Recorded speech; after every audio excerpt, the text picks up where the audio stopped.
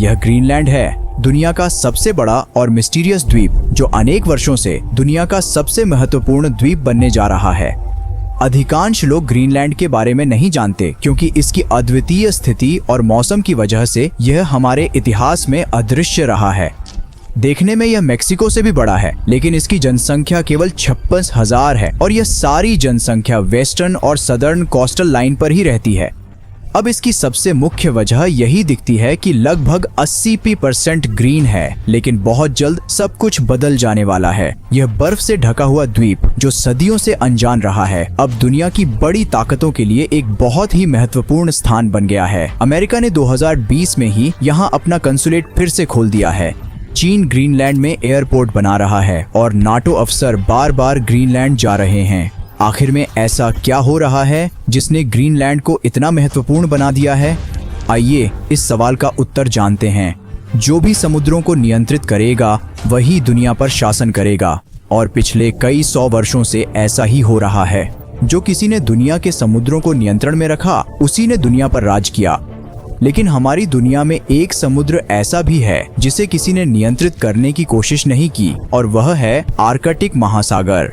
इस महासागर ने सदियों से अपने आप को बर्फ में ढका हुआ रखा है और इसकी वजह से लोग यहाँ आने से डरते हैं। परंतु अब बड़ा परिवर्तन हो रहा है। ग्लोबल वार्मिंग के कारण इस समुद्र की बर्फ तेजी से पिघल रही है और इसका मतलब है नई व्यापारिक रास्ते, अधिक ताजा पानी के भंडार और नई शक्तियाँ। और इस समुद्र का प्रवेश द्वार ग्रीनलैंड है। ग्रीनलैंड आर्कटिक सर्कल के अंदर है, तो किसी को भी आर्कटिक महासागर में जाना हो तो उसे ग्रीनलैंड को पार करना होगा। तो जो किसी ने ग्रीनलैंड को नियंत्रित किया वही पूरे आर्कटिक का नियंत्रण करेगा। वास्तव में अमेरिका को इस द्वीप की महत्वपूर्णता कई साल पहले ही समझ में आ गई थी, जब शीत युद्ध के दौरान सोवियत संघ पर नजर रखने के लिए अमेरिका ने यहाँ पर सैन्य अड्डे स्थापित किए थे। यहाँ पर बड़े बड़े रडार लगाए गए थे ताकि अगर सोवियत संघ उत्तरी दिशा से अमेरिका या कनाडा पर हमला करने की कोशिश करे तो वह आसानी से उसे पहचान सके। लेकिन फिर शीत युद्ध समाप्त होने के बाद यहाँ के अड्डों की जरूरत नहीं रही और अमेरिकन सेना ने इन सभी अड्डों को छोड़कर वापस लौट गई। लेकिन अब जलवायु परिवर्तन के कारण जैसे जैसे हिम पिघल रहा है, वैसे वैसे ग्रीनलैंड की महत्वपूर्णता भी बढ़ती जा रही है। लेकिन यह महत्वपूर्णता सिर्फ समुद्र की वजह से नहीं बढ़ रही है। इस हिम पिघलने की वजह से 3 और चीजें भी हुई हैं जो हमारे आने वाले भविष्य की भू राजनीति को पूरी तरह से बदल देगी। सबसे पहले हम ग्रीनलैंड की स्थिति को समझते हैं। ग्रीनलैंड यूरोप, अमेरिका, कनाडा और रूस के बीच में स्थित है। एक और कनाडा इस पूरे उत्तर पश्चिमी मार्ग का दावा करता है कि यह संपूर्ण मार्ग उनके क्षेत्र से होकर गुजरता है और इसलिए इसका नियंत्रण भी उन्हीं के पास होना चाहिए।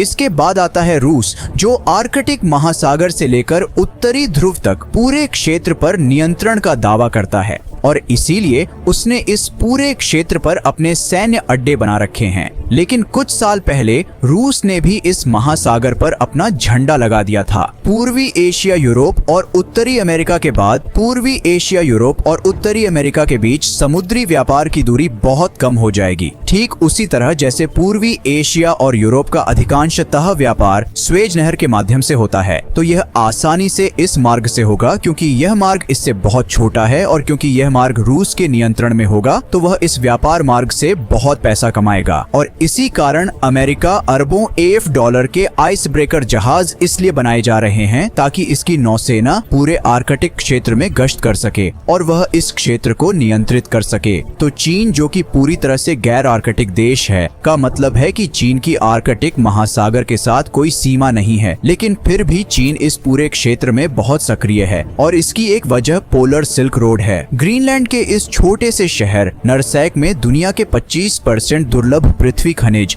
इस एक छोटे से शहर में हैं। ये वही खनिज हैं जिनके कारण हमारी सारी तकनीक चल रही है। तेल, गैस, यूरेनियम और थोरियम के भंडार भी बड़ी संख्या में खोजे गए हैं। वास्तव में वैज्ञानिकों के अनुसार ग्रीनलैंड में शायद विश्व के 30% अछूते प्राकृतिक गैस के भंडार हो सकते हैं।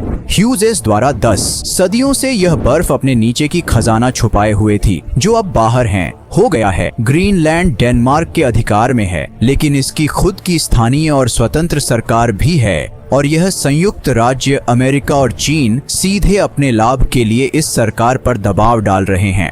अमेरिका अच्छी तरह समझता है कि चीन को ग्रीनलैंड में घुसपैठ करने से कितना नुकसान होगा, चीन पहले ही दुनिया के 27% से 80% पृथ्वी खनिजों के उत्पादन और आपूर्ति को नियंत्रित कर रहा है और यदि यह ग्रीनलैंड में अपने पैर जमा देता है तो इसे विश्व शक्ति बनने से कोई नहीं रोक सकता।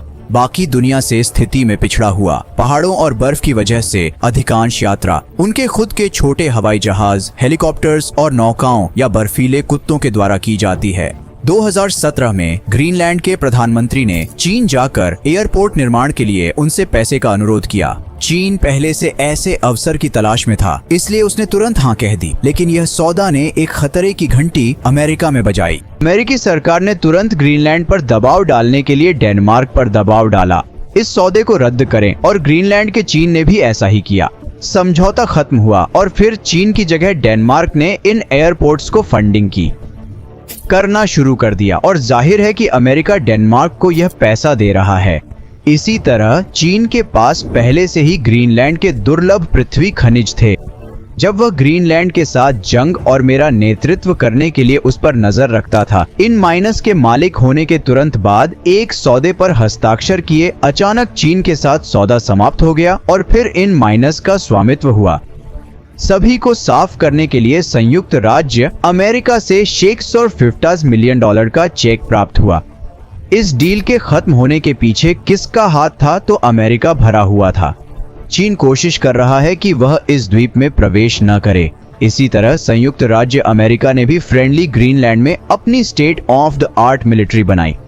ग्रीनलैंड सरकार के साथ ठिकानों की स्थापना और व्यवहार शुरू हो गया है। उसने अपने कई सैनिकों को इधर उधर भेजा है ताकि वो आर्कटिक के हालातों को समझ सके और वे इन परिस्थितियों में प्रशिक्षण ले सकते हैं। उसी तरह अब अमेरिका ग्रीनलैंड है। रियर अर्थ मिनरल्स, मैं करोड़ों डॉलर्स की ऐड कर रहा हूँ। कुछ साल पहले डोनाल्ड ट्रंप ने भी ग्रीनलैंड को खरीदने की बात कही थी और इसकी सबसे बड़ी वजह ये अरबों डॉलर के रियर अर्थ मिनरल्स थे। लेकिन फिर पॉलिटिकल ट्रांजिशन में ये सारी बातें दब गईं। अच्छा, अब यहाँ पर दिलचस्प बात यह है कि ग्रीनलैंड की लोकल कम्युनिटी चाइनीज इन्वेस्टमेंट से काफी खुश थी। उन्होंने चीन को कंट्रोल करने की कोशिश की हो। जैसे जैसे समय बीत रहा है, वर्ल्ड जियोपॉलिटिकल मैप बदल रहा है, दुनिया के फोकल पॉइंट्स बदल रहे हैं और नई अप्रोचेस और नई पावर्स आ रही हैं। इन चेंजेस का दुनिया पर क्या असर होगा, ये तो आने वाला समय ही बताएगा। ये हैं वह सभी सोर्सेज जहां से हमने इस वीडियो के लिए कंसल्ट किया है। अगर आपको आज की वीडियो पसंद आई है तो उसे लाइक एंड चैनल को सब्सक्राइब जरूर करें। अपनी राय और सुझाव कमेंट्स में जरूर दें। मिलेंगे अगले वीडियो में एक और रोचक विषय के साथ। अपना ख्याल रखें।